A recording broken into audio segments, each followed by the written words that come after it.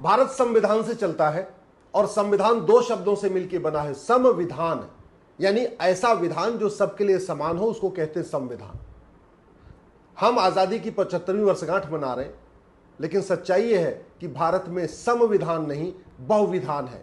हिंदू का अपना विधान, पारसी का अलग अपना विधान, ईसाई का अलग अपना विधान और मुस्लिम्स का अपना विधान। पारसियों के लिए पारसी मैरिज एक्ट 1936 चल रहा है, मुस्लिम्स के लिए शरीयत एक्ट 1937 चल रहा है, क्रिश्चियन के लिए क्रिश्चियन मैरिज एक्ट 1872 चल रहा है। तो सबका अपना अपना विधान चल रहा है। और ये जो पर्सनल लॉ सबके अपने अपने हैं, इससे एक नहीं 15 समस्याएं हैं, 15। उदाहरण के लिए सबसे पहले शादी विवाह की उम्र अलग है। हिंदू, पारसी, ईसाई, जैन, बौद्ध, सिख के लिए शादी की जो मिनिमम एज है वो 18 साल है। वहीं दूसरी तरफ एक मजहब के लिए शादी की जो मिनिमम एज है वो 9 साल है। पीरियड आ जाए या 9 साल, अगर पीरियड 8 साल में हो आ जाए या 7 साल में आ जाए तो यानी 7 साल या 8 साल में भी शादी की जा सकती है। और अगर 8 साल में नहीं आता है तो 9 साल में शादी हो सकती है। WHO कह रहा है कि कम उम्र में शादी करना ठीक नहीं है, बहुत सारी बीमारियां पैदा हो रही हैं। NHRC कहता है, नेशनल ह्यूमन राइट कमीशन, ये ह्यूमन राइट के खिलाफ है बाल विवाह। गायनोलॉजिस्ट डॉक्टर बता रहे हैं कि 18 साल से कम में जब शादी हो रही है तो बहुत सारी शारीरिक बीमारियां पैदा हो रही है, कैंसर जैसी बीमारी भी हो रही है।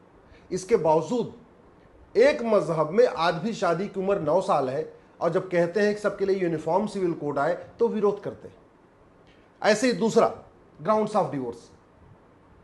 हिंदू, जैन, बौद्ध, सिख, पारसी, ईसाई, इनके लिए अगर 18 साल से पहले शादी हो जाए तो वो भी एक ग्राउंड्स ऑफ डिवोर्स बन सकता है। व्याभिचार भी एक ग्राउंड्स ऑफ डिवोर्स है। इसी तरीके से कोढ़ भी एक ग्राउंड्स ऑफ डिवोर्स है। नपुंसकता भी एक ग्राउंड्स ऑफ डिवोर्स है। वहीं एक मजहब में कोई ग्राउंड्स ऑफ डिवोर्स नहीं है। वो जब मन करे, जिस आधार पे मन करे, गुस्से में या जैसे भी अपना डिवोर्स दे सकते हैं। कोई बताने की जरूरत नहीं कि किस ग्राउंड पे डिवोर्स किया।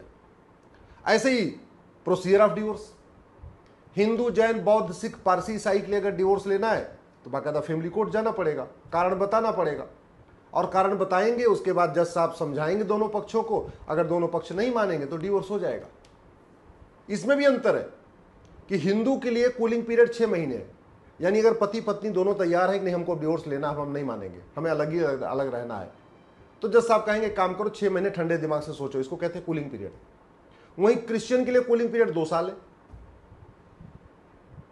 और दूसरी तरफ एक मजहब में न कोई कूलिंग पीरियड का कॉन्सेप्ट है, न फैमिली कोर्ट का कॉन्सेप्ट है।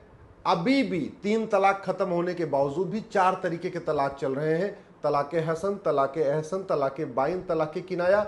और इन चारों तलाक में कोई कारण नहीं बताना, क्यों दे रहे हैं डिवोर्स, इसका भी कारण नहीं बताना। तो ये भी मनमाना है, एक तरफा है। और एक बात और, व्याभिचार के आधार पे पुरुष तलाक दे सकता है एक मजहब में, लेकिन वो महिला अपने शौहर को तलाक नहीं दे सकती। यानी अगर पुरुष कह दे कि हमारी पत्नी किसी और के बच्चलन है, हमारी पत्नी किसी और के साथ संबंध बना के रखी हुई है, तो पुरुष इस आधार पर तलाक दे सकता है। लेकिन वो महिला अगर जानती है कि उसका शौहर किसी और के साथ संबंध रखता है, तब भी वो तलाक नहीं दे सकती। तो ये व्याभिचार भी पुरुषों के लिए कंडीशन है, महिला के लिए कंडीशन नहीं है। गुजारा भत्ता, हिंदू, जैन, बौद्ध, सिख, पारसी, ईसाई में गुजारा भत्ता देना पड़ेगा। मुकदमा चल रहा है तब भी देना पड़ेगा, मुकदमा खत्म हो जाए तब भी 18 साल तक, जब तक बच्चा पढ़ लिख लेगा नहीं, बड़ा नहीं हो जाएगा, तब तक गुजारा भत्ता देना पड़ेगा। वहीं दूसरी तरफ केवल 3 महीने का खर्चा उठाना है। 3 महीने में वो भी कोई ज़रूरी नहीं कि उस शहर के रेट के हिसाब से, उस शहर में कितना पैसा खर्च होता है 3 महीने को, उसके हिसाब से। क्योंकि मैंने देखा यहाँ दिल्ली में, नोएडा में, जहाँ 20,000 रुपये के 1 रूम सेट मिलता है, वहाँ पे 15,000 रुपये 3 महीने का खर्चा देकर अपना छुट्टी कर ली। ऐसे भी हो रहा है। तो गुजारा भत्ता का भी कोई फार्मूला सबके लिए एक समान नहीं है। इसी तरीके से गोद लेने का अधिकार, हिंदू, जैन, बौद्ध, सिख में बच्चा गोद लेने का अधिकार है, माता को भी अधिकार है, पिता को भी अधिकार है। एक मजहब में न पिता को बच्चा गोद लेने का अधिकार है, न माता को बच्चा गोद लेने का अधिकार है, और बच्चा गोद भी ले लिया तो अपने 100% प्रॉपर्टी देने का अधिकार नहीं है। बच्चे के भरण पोषण का अधिकार भी हिंदू जैन बौद्ध सिख में पूरा है, एक मजहब में नहीं है। विरासत का एक समान अधिकार, विरासत मतलब उत्तराधिकार, जो प्रॉपर्टी आती है अपने पूर्वजों से, अब उसमें हिंदू जैन बौद्ध सिख में बेटा हो या बेटी, विरासत का एक समान अधिकार है, उत्तराधिकार का एक समान अधिकार है। लेकिन एक मजहब में बेटा और बेटी को एक समान नहीं माना जाता, जो प्रॉपर्टी राइट है उसमें इक्वल राइट नहीं है। ऐसे वसीयत का है, हिंदू जैन बौद्ध सिख चाहे तो अपनी 100% प्रॉपर्टी दान कर दें, 100% प्रॉपर्टी किसी को वसीयत कर दें, 100% प्रॉपर्टी किसी को दे सकते हैं। अगर मान लीजिए बच्चा नहीं हुआ तो किसी को अडॉप्ट किया, अपनी पूरी प्रॉपर्टी दे दिया। वहीं एक मजहब में मैक्सिमम 1/3 प्रॉपर्टी तो दे सकते हैं, उससे ज़्यादा दे ही नहीं सकते, बाकी 2/3 प्रॉपर्टी वो चली जाएगी कहीं और। तो ये एक बहुत बड़ी प्रॉब्लम है। इसी तरीके से माता पिता की देखभाल, हिंदू जैन बौद्ध सिख में बेटियों को भी अपने माता पिता की देखभाल का पूरा अधिकार है, एक मजहब में अधिकार नहीं है। हिंदू जैन बौद्ध सिख में एक पति एक पत्नी का नियम पूरी तरीके से लागू होता है, और जो नहीं मानेगा उसको सजा भी मिलेगी, 7 साल सजा का कानून है। वहीं दूसरी तरफ एक मजहब में 4 शादी कर सकते हैं, और सबसे बड़ी बात यह है कि एक मजहब मौज मस्ती के लिए भी 4 शादी कर सकता है। वहीं दूसरी तरफ हिंदू जैन बौद्ध सिख पारसी ईसाई, अगर बाई द वे बच्चा नहीं हुआ, पति पत्नी दोनों तैयार हैं कि ठीक है भैया अच्छा बच्चा नहीं हो रहा है, और पत्नी कह रही है काम करो हमारी छोटी बहन से शादी कर लो, कम से कम हमारा परिवार चलेगा, हमारा वंश आगे बढ़ेगा, तो भी नहीं कर सकते। मतलब मजबूरी में IVF कराएं या सरोगेसी कराएं या कुछ और कराएं, लेकिन एक पति एक पत्नी का नियम चलेगा। इमरजेंसी में क्रिटिकल कंडीशन पे भी पति पत्नी दोनों के तैयार होने पे भी दूसरी शादी नहीं कर सकते, अपना वंश चलाने के लिए दूसरी शादी नहीं कर सकते। वहीं दूसरी तरफ एक मजहब में मौज मस्ती के लिए भी 4 शादी कर सकते।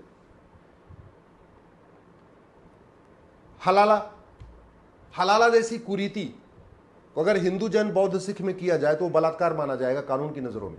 वहीं दूसरी तरफ एक मजहब में वो एक कस्टम बन चुका है, हलाला करना कस्टम है। मुताह और मिस्यार मतलब 12 साल 14 साल की बच्ची के साथ 6 महीने के लिए, एक महीने के लिए, 2 हफ्ते के लिए, 4 हफ्ते के लिए एक साथ पैसा दिया, उससे एक कॉन्ट्रैक्ट मैरिज किया और उसके साथ संबंध बनाए और छोड़ के चले गए। हिंदू जैन बौद्ध सिख में यह काम बलात्कार कहलाता है, पॉक्सो लगता है इसमें, पॉक्सो। 18 साल से कम उम्र में अगर आपने किसी बेटी के साथ संबंध बनाया, भले ही उसके माता पिता तैयार हो, भले वो बच्ची तैयार हो, आपने पैसा दिया तो भी पॉक्सो लगेगा, बलात्कार का मुकदमा दर्ज होगा। और वहीं दूसरी तरफ इसको मुताह और मिस्यार कहते हैं। बहुत सारे अरब के लोग आते हैं भारत में और 2 हफ्ते 4 हफ्ते मौज मस्ती करते हैं, 10-20 लाख रुपए बांट देते हैं और उसके बाद मुताह मिस्यार करके निकल जाते हैं। ये भी कुरीति है। ये जो मजहब के आधार पे कानून चल रहा है, ये अलगाववाद को फैलाता है। मजहब के आधार पे जो कानून है, ये अराजकता को फैला रहा है। मजहब के आधार पे जो कानून है, ये पूरी तरीके से भारत की संस्कृति के विरोध में है। मजहब के आधार पे जो कानून चल रहा है, ये विदेशी कल्चर को भारत में प्रमोट कर रहा है। मजहब के आधार पे जो कानून है, ये जो भारत की संस्कृति है ना, नारी तू नारायणी, उसके बिल्कुल खिलाफ है। ये जो मजहब के आधार पे जो कानून है ना, जो भारत की संस्कृति है, यत्र नारस्तु पूज्यते रमन्ते तत्र देवता, बिल्कुल उसके खिलाफ है। ये जो मजहब के आधार पे कानून है, जो भारत की संस्कृति है कि विवाह 7 जन्मों का साथ है, विवाह एक संस्कार है, बिल्कुल उसके बिल्कुल खिलाफ है। क्योंकि मजहब जो मजहबी कानून है वो कहता है विवाह तो एक कॉन्ट्रैक्ट है, अपना कॉन्ट्रैक्ट कर लो, 1 साल के लिए कर लो, 2 साल के लिए कर लो, मुताह करना है तो 2 महीने के लिए कर लो, मिस्यार करना है तो 4 हफ्ते के लिए कर लो, ठीक है। तो जहां एक तरफ भारत की संस्कृति में विवाह एक पवित्र संस्कार है, 7 जन्मों का साथ है, वहीं दूसरी तरफ जो ये विदेशी मजहब का जो कस्टम चल रहा है, जो शरीयत चल रहा है, उसमें इसको एक कॉन्ट्रैक्ट बता दिया गया। तो एक तरीके से ये जो कानून है, जो मजहबी कानून है, ये भारत की संस्कृति के भी खिलाफ है। कानून अलग अलग होते हैं तो जज भी कंफ्यूज हो जाते हैं, कानून अलग अलग होते हैं तो वकीलों को बहस करने में दिक्कत होती है, कानून अलग अलग होते हैं तो सबको बराबर न्याय नहीं मिलता। कानून अलग अलग है इसलिए अलगाववाद की भावना भी बैठ रही है। इसलिए जो भारत का संविधान कहता है, जिसको बाबा साहब अम्बेडकर कहते थे, आर्टिकल 44, और 23 नवंबर 1948 पे इस पर बहस हुई थी, और उस बहस में कहा गया था कि भारत में सबके लिए यूनिफॉर्म सिविल कोड होगा, समान नागरिक संहिता होगी, एक देश एक संहिता होगी। दुर्भाग्यवश आज तक उसका ड्राफ्ट नहीं बना है और इसीलिए इसका मिस इंटरप्रिटेशन ज़्यादा हो रहा है। सच्चाई तो यह है कि बहुत सारे लोग जो यूसीसी चाहते हैं, यूसीसी के समर्थक हैं, उनको भी नहीं पता है कि इसमें क्या क्या होगा। और जो यूसीसी के विरोधी, उनको तो बिल्कुल नहीं पता। उनको तो अफवाह फैलाई जा रही है कि अरे यूसीसी आएगा तो तुम्हारा नमाज पढ़ना बंद हो जाएगा, तुम्हारा ये बंद हो जाएगा, तुम ईद नहीं मना पाओगे, तुम अपनी मुहर्रम नहीं मना पाओगे, ऐसे से कंफ्यूज किया जा रहा है। इसलिए सबसे ज़्यादा ज़रूरी है एक यूसीसी का ड्राफ्ट तुरंत पब्लिश किया जाए।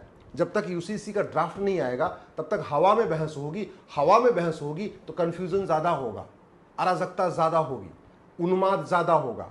ड्राफ्ट आएगा, जब ड्राफ्ट के ऊपर बहस होगा तो अराजकता नहीं होगी। इसलिए मैं माननीय प्रधानमंत्री से निवेदन करता हूं, तत्काल यूसीसी का ड्राफ्ट पब्लिश करवाएं। चैप्टर वाइज कर लें। Chapter number 1 age of marriage, chapter number 2 grounds of divorce, chapter number 3 procedure of divorce, chapter number 4 grounds of maintenance, chapter number 5 procedure of maintenance, chapter number 6 adoption, chapter number 7 guardianship, chapter number 8 succession, chapter number 9 inheritance, chapter number 10 one wife one husband. मेरा ये मानना है इसी में एक chapter ये भी होना चाहिए, हम दो हमारे दो, यानी 2 से ज़्यादा कोई बच्चा नहीं पैदा करेगा।